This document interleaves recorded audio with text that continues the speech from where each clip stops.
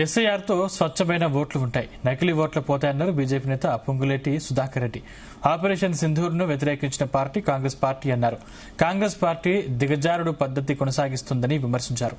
టీఎస్పీఎస్సీలో ఎన్నిసార్లు లీకులు జరిగాయో రాష్ట్ర ప్రజలకు తెలియదా అన్నారు. బొద్దింకల పార్టీ వెనుక ఎవరున్నారు అనేది సుప్రీంకోర్టు తెలుస్తుందన్నారు. కేంద్ర విద్యాశాఖ మంత్రి ధర్మేంద్ర ప్రధాన్ బాధ్యతగా రాజీనామా చేశారని చెప్పారు. రేణుకా చౌదరి నోటికొచ్చినట్లు మాట్లాడుతున్నారని, అది ఆమె విజ్ఞతకే వదిలేస్తున్నామన్నారు పొంగులేటి సుధాకర్ రెడ్డి.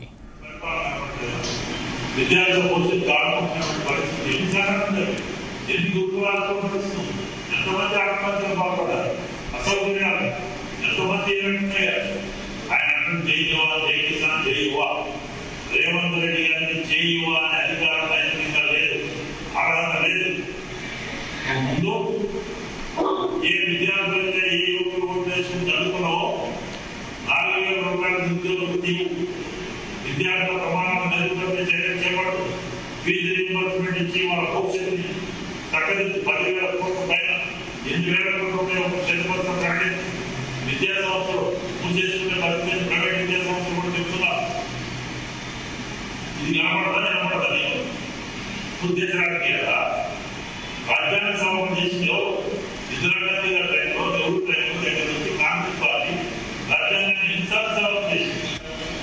ఏదేమైనా ఎక్కడున్నా ధర్మేంద్ర ప్రధాన్ గారి బాధ్యతగా వాళ్ళు రకరకాల కార్పొరేట్ చేస్తుంటే ఎక్కడున్నా సరే నైతికంగా చెప్పి విద్యాశాఖ మంత్రి కూడా రాజీనామా చేస్తున్న పరిస్థితి విలువలకి కనిపించే వ్యక్తి ఇవాళ ప్రజలకు ప్రధానమంత్రిగా ఈ దేశ భవిష్యత్తు యువత భవిష్యత్తును తీసుకోబెట్టుకోవచ్చు.